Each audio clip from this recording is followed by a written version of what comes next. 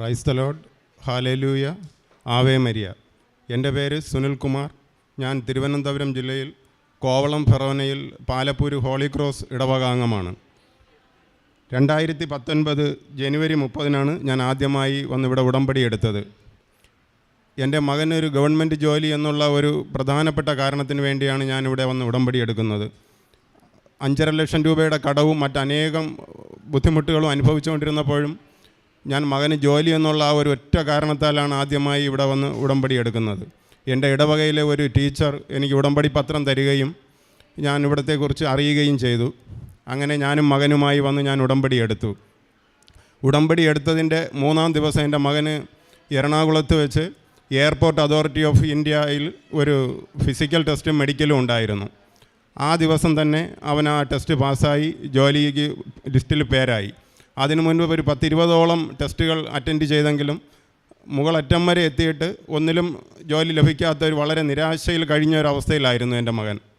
3-ാം ദിവസം തന്നെ എൻ്റെ മകന് ജോലിക്ക് ലിസ്റ്റിൽ പേര് വന്നു. 1 മാസം കഴിഞ്ഞപ്പോൾ പാരാമിലിറ്ററിയിൽ പള്ളിപ്പുറം CRP ക്യാമ്പിൽ തിരുവനന്തപുരത്ത് വെച്ച് പാരാമിലിറ്ററിയുടെ ഒരു ഫിസിക്കലും മെഡിക്കലും ടെസ്റ്റ് ഉണ്ടായിരുന്നു. ആ ടെസ്റ്റിലും എൻ്റെ മകൻ പാസ്സായി. CISFൽ അവന് ലിസ്റ്റിൽ പേര് വന്നു. അത് പിറ്റേ മാസമായിരുന്നു. 2021 ജൂലൈയിൽ CISFൽ അവന് ജോലി ലഭിക്കുകയുണ്ടായി. അത് കൊറോണ കഴിഞ്ഞ് 1.5 വർഷത്തോളം വെയിറ്റ് ചെയ്തിരിക്കേണ്ടതായിട്ട് വന്നു, കൊറോണ വന്നത് കാരണം. എനിക്കിവിടെ വരുമ്പോൾ 5.5 ലക്ഷം രൂപയുടെ കടമുണ്ടായിരുന്നു. പിന്നെ എൻ്റെ വീട് വളരെ പൊട്ടിപ്പൊളിഞ്ഞ് തട്ടെല്ലാം പൊട്ടി അടർന്ന് വീണ് കമ്പി കാണുന്ന ഒരവസ്ഥയിൽ, വളരെ ശോചനീയ അവസ്ഥയിലായിരുന്നു. ഒരു 10-12 വർഷത്തോളമായി എനിക്ക് മെയിൻ്റനൻസ് ചെയ്യാൻ പറ്റാത്തൊരു സാഹചര്യത്തിലായിരുന്നു. എൻ്റെ ഷോപ്പ്, ഞാനൊരു ബേക്കറി ഷോപ്പ് നടത്തുകയായിരുന്നു. ആ ഷോപ്പും അതുപോലെ പെയിൻറ്റ് ചെയ്യുകയോ ഒന്ന് മോടി പിടിപ്പിക്കുകയോ ചെയ്യാൻ കഴിയാതെ വളരെ ഒരു ശോചനീയ അവസ്ഥയിലായിരുന്നു. മക്കളുടെ വിദ്യാഭ്യാസവും അങ്ങനെ ഒത്തിരി സാമ്പത്തിക കാരണങ്ങളാൽ ഞാൻ ആകെ വലഞ്ഞ ഒരു അവസ്ഥയിലായിരുന്നു. 2 കാലിലും വെരിക്കോസ് വെയിനിൻ്റെ ബുദ്ധിമുട്ടുള്ളത് കൊണ്ട് എനിക്ക് നിന്നുകൊണ്ട് കൂടുതൽ ജോലി ചെയ്യാൻ പറ്റാതിരിക്കുകയും കടയിൽ വ്യാപാരം കുറവായിരിക്കുകയൊക്കെ ആയിരുന്നിട്ടും ഞാൻ കൂലിപ്പണിക്കൊക്കെ പോയിരുന്നു. വൈഫ് ആ സമയത്തൊക്കെ കടയിൽ കച്ചവടം നടത്തിക്കൊണ്ടിരുന്നു. പക്ഷേ എനിക്ക് കടം മാറ്റുവാനോ കട ഒന്ന് മെയിൻ്റനൻസ് ചെയ്യുവാനോ വീട് മെയിൻ്റനൻസ് ചെയ്യുവാനോ, അതുപോലെ എൻ്റെ കാറ് 2-3 വർഷമായിട്ട് കംപ്ലൈൻ്റായി, എനിക്ക് അതും പണി ചെയ്യാൻ പറ്റാതെ ഞാൻ ഷെഡിൽ ഒതുക്കിയിട്ടിരിക്കുകയായിരുന്നു. പിന്നെ എനിക്കൊരു 5 ലക്ഷം രൂപയുടെ LIC ഉണ്ടായിരുന്നു. അതൊരു LIC അല്ല, KSF ചിട്ടി ഉണ്ടായിരുന്നു. അത് പകുതി അടച്ചിട്ട് പിന്നെ എനിക്ക് തുടർന്ന് അടയ്ക്കാൻ കഴിയാതെ അതും പെൻഡിങ്ങിലായിരുന്നു. പിന്നെ ഒരു LIC ഉണ്ടായിരുന്നത്, അതും പകുതി വഴിയിൽ അടച്ച് എനിക്ക് പിന്നെ അതും മുഴുമിപ്പിക്കാൻ കഴിയാതെ അതും പകുതി വഴിയിൽ കിടക്കുകയായിരുന്നു. ഞാനിവിടെ വന്ന് 1 മാസം കഴിഞ്ഞപ്പോൾ എനിക്ക് മുത്തൂറ്റ് ഫിനാൻസിൽ റീജിയണൽ മാനേജറുടെ ഡ്രൈവറായിട്ട് ഒരു ജോലി ലഭിച്ചു. ഒരു മാസം 12,000 രൂപ ശമ്പളമുള്ളൊരു ജോലി ലഭിച്ചു. അതിപ്പോൾ 3 വർഷമായിട്ട് ഞാൻ ആ ജോലി ചെയ്തുകൊണ്ടിരിക്കുകയാണ്. കൊറോണ തുടങ്ങിയ സമയത്ത് എൻ്റെ വീടിനടുത്തുള്ള ഒരു ഗവൺമെൻറ് ഡോക്ടർ ബസ്സില്ലാത്തത് കാരണം ജോലിക്ക് പോകാൻ വേണ്ടി പുതിയൊരു കാർ വാങ്ങി. അപ്പോൾ ആ കാറിൽ എൻ്റെ മകന് ഡ്രൈവറായിട്ട് അവനും ജോലി ലഭിച്ചു. അവന് ഗവൺമെൻറ് ജോലി കിട്ടുന്ന ആ 1.5 വർഷക്കാലവും അവനും ഡ്രൈവറായിട്ട് ജോലി ലഭിച്ചു. അങ്ങനെ ഞങ്ങൾക്ക് 2 വരുമാനം അങ്ങനെ ലഭിക്കാൻ തുടങ്ങി. കൊറോണ കാലത്ത് ഈ ലോകത്ത് അനേകം പേര് തൊഴിലില്ലാതെയും വളരെ സാമ്പത്തിക നഷ്ടത്തിലും കഴിഞ്ഞ സമയത്തൊക്കെ ഞങ്ങളെ വളരെയധികം ദൈവം കരുതി. നോഹയുടെ പ്രളയകാലത്ത് ആ പെട്ടകത്തിനുള്ളിൽ നോഹയും കുടുംബത്തെയും സംരക്ഷിച്ചതുപോലെ എന്നെയും കുടുംബത്തെയും ദൈവം നേരത്തെ കൂടി ഞങ്ങൾക്ക് ആ ജോലി തന്ന് ഞങ്ങളെ 2 പേരെയും ഞങ്ങളുടെ വരുമാന വഴികളൊക്കെ തുറന്ന് ഞങ്ങളെ അനുഗ്രഹിച്ചു.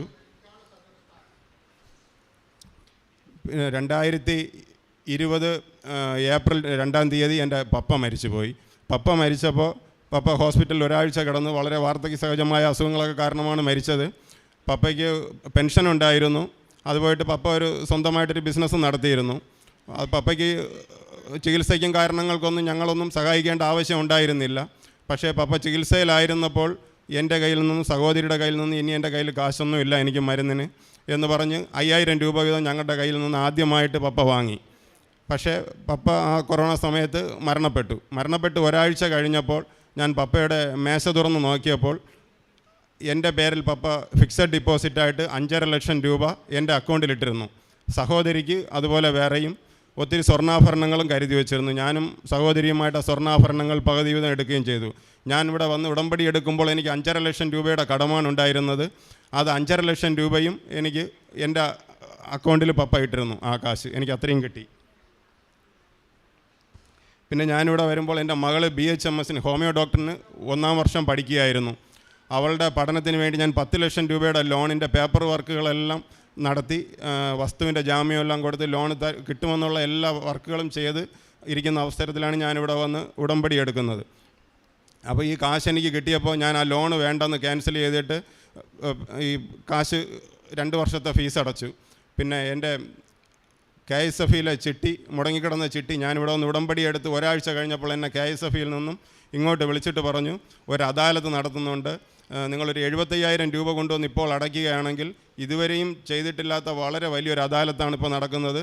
നിങ്ങൾക്ക് നിങ്ങളുടെ കാലാവധി 5 മാസം കൂടി ആകുമ്പോൾ നിങ്ങളുടെ 5 ലക്ഷം രൂപയുടെ ചിട്ടിയുടെ കാലാവധി പൂർത്തിയാകും, നിങ്ങൾക്ക് 4,25 ലക്ഷം രൂപ ലഭിക്കുമെന്ന് പറഞ്ഞു. ഞാൻ അതുപോലെ 75,000 രൂപയുടെ സ്വർണം പണയം വെച്ച് കൊണ്ടുവന്ന് ഇതിനടച്ചു. എനിക്ക് ആ 4,25 ലക്ഷം രൂപ കിട്ടി. മകളുടെ 2 വർഷത്തെ ഫീസ് അടയ്ക്കാൻ കഴിഞ്ഞു.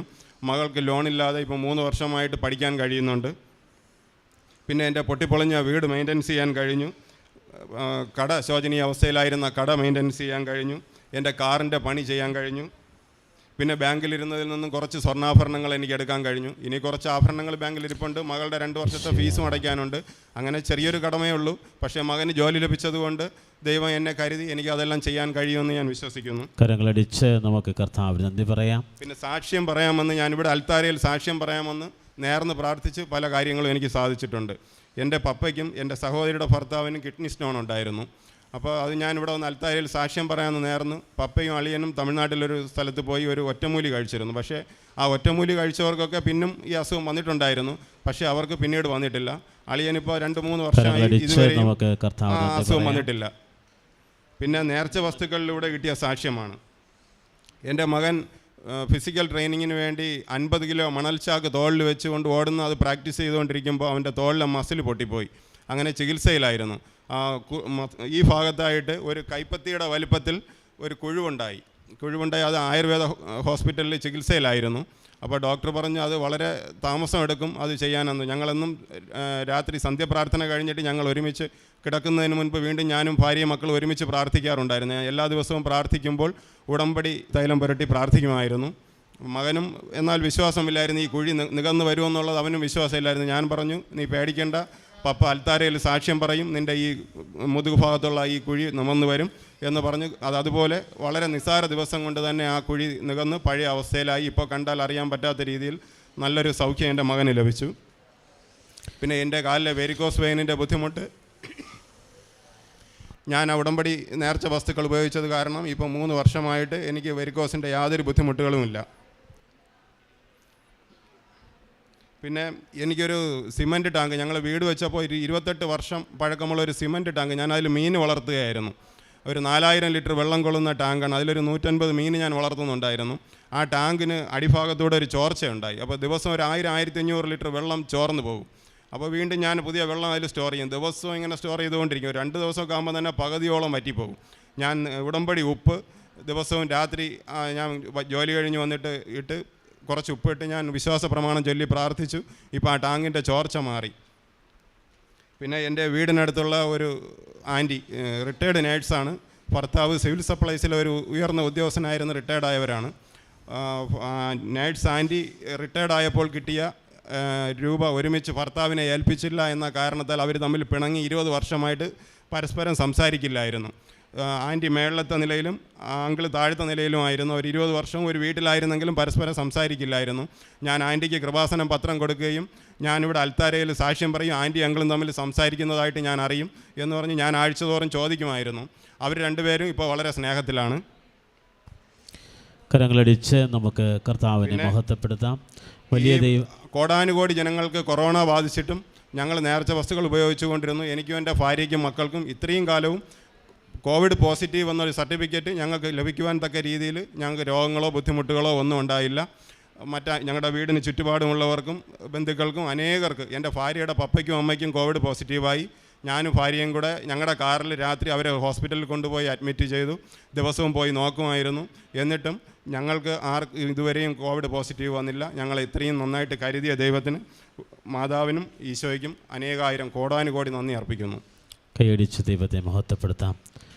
സുനിൽകുമാറിൻ്റെ സാക്ഷ്യമാണ് നമ്മൾ കേൾക്കുന്നത്. ഒട്ടനവധി അനുഗ്രഹങ്ങളാണ് ഉടമ്പടി ചെയ്തപ്പോൾ പരിശുദ്ധമ്മ കൊടുത്തു. ഒട്ടനവധിയാണ്.